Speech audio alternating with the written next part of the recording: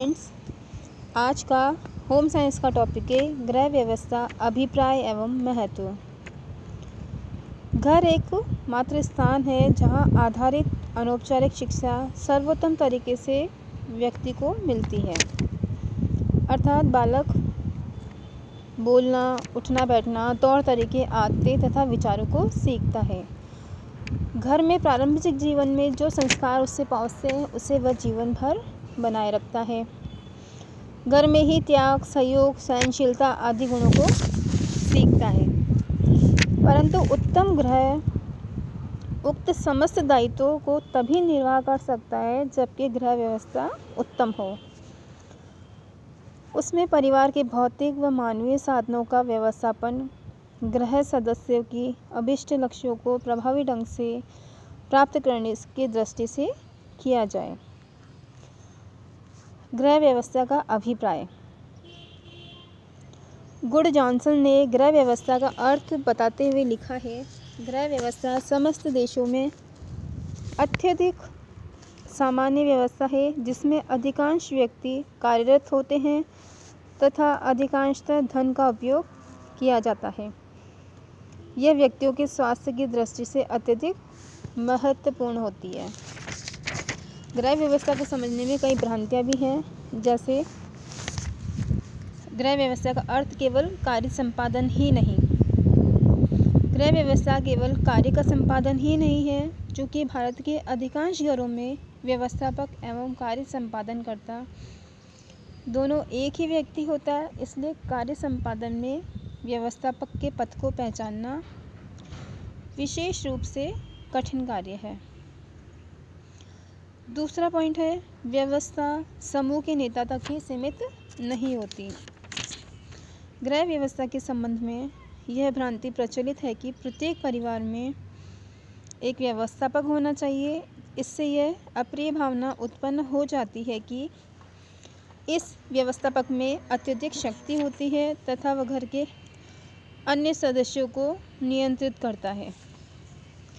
तीसरा पॉइंट है, अच्छे व्यवस्थापक जन्म से उत्पन्न नहीं होते वरन प्रशिक्षित किए जाते हैं। गृह व्यवस्था संबंधी तीसरी भ्रांति यह है, व्यवस्थापक के गुण जन्म से किसी व्यक्ति में उपस्थित होते हैं, प्रशिक्षण द्वारा ये गुण उत्पन्न नहीं किए जा सकते हैं। परंतु यह धारणा त्रुटिपूर्ण है। यथार्थ में प्रशिक्षण एवं अनुभव के द्वारा व्यक्ति में व्यवस्था करने के गुण उत्पन्न किए जा सकते हैं। व्यवस्था एक साधन मात्र है, साध्य नहीं। कुछ परिवार ऐसे भी होते हैं जो व्यवस्था के पीछे इतने पड़ जाते हैं कि उन्हें साध्य बना लेते हैं। वे ये भूल जाते हैं कि व्यवस्था साधन है, साध्य नहीं है, वरन पारिवारिक लक्ष्यों को प्राप्त करने के लिए माध्यम मात्र है। अगला पॉइंट है, परिवार के लक्ष्यों का निर्धारण एवं नियंत्रण व्यवस्था द्वारा नहीं। यह एक त्रुटिपूर्ण धारणा प्रचलित है कि परिवार के लक्ष्य क्या होने चाहिए, इसका निर्धारण गृह व्यवस्था करती है। ये भ्रांति इस ओर संकेत करती है कि लक्ष्यों का सावधानीपूर्वक चयन करना, एक बार चुने गए लक्ष्यों को प्राप्त करने हेतु सावधानीपूर्वक चुने गए तरीकों के समान ही अथवा उनसे भी अधिक महत्वपूर्ण है। अब हम पढ़ते हैं गृह व्यवस्था के सुधार में बाधाएं। गृह व्यवस्था को सुधारने के मार्ग में अनेक बाधाएं उपस्थित होती हैं। ये बाधाएं गृहिणी के लिए चुनौती के रूप में होती हैं, परंतु उनमें प्रत्येक पर विजय प्राप्त की जा सकती है। पहला पॉइंट है, कई परिवार व्यवस्थापन की प्रक्रिया से अनभिज्ञ होते हैं। कई परिवार व्यवस्थापन प्रक्रिया के चरणों से विज्ञ नहीं होते अथवा व्यवस्थापन एक प्रक्रिया है, इसलिए इस संभावना को देख नहीं पाते कि लक्ष्यों को प्राप्त करने में ये सहायता प्रदान करेगी। दूसरा पॉइंट, कुछ परिवार सभी संभावित साधनों से विज्ञ नहीं होते। अधिकांशतः परिवार को उनके पास उपस्थित कुल साधनों अथवा उनकी विविधता, विशेषकर अभौतिक साधनों की पूरी जानकारी नहीं होती। परिणामतः गृह व्यवस्था अधिक कठिनाई वाली या सफलतापूर्वक संपन्न नहीं हो पाती। नेक्स्ट पॉइंट है, गृह व्यवस्था निर्धारित लक्ष्यों के अनुरूप नहीं होती। कुछ परिवार अपने लक्ष्यों के प्रकाश में गृह व्यवस्था के परिणामों का मूल्यांकन करने में असफल रहते हैं। इस प्रकार वे गत अनुभवों का लाभ यह समझने के लिए नहीं कर पाते कि भविष्य के गृह व्यवस्था के कार्य को अधिक सफलतापूर्वक कैसे संपन्न किया जाए।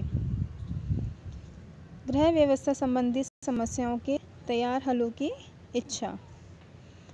गृह व्यवस्था के सुधार में यह भी बाधा है कि कई परिवार चाहते हैं कुछ ऐसे विशेषज्ञ हो जो गृह व्यवस्था की प्रक्रिया में उपस्थित होने वाली समस्त समस्या का समाधान खोज कर रखें, परंतु कोई भी दो परिवार लक्ष्यों व साधनों की दृष्टि से समान नहीं होते तथा व्यवहार में उपस्थित होने वाली समस्याओं बड़ी जटिल होती है। इसलिए स्पष्ट है कि प्रत्येक परिवार को स्वयं के निर्णय लेने होंगे, तभी उनका कल्याण हो सकेगा। गृह व्यवस्था संबंधी निर्णयों के लिए वांछित जानकारी की कमी। परिवार में व्यवस्था संबंधी समस्याएं इतनी जटिल होती है, उन्हें सुलझाने के लिए अनेक प्रकार की जानकारी की आवश्यकता होती है। इस हेतु गृह विज्ञान विशेषज्ञों तथा विषय पर उपलब्ध पुस्तकों की सहायता ली जानी चाहिए। धन्यवाद।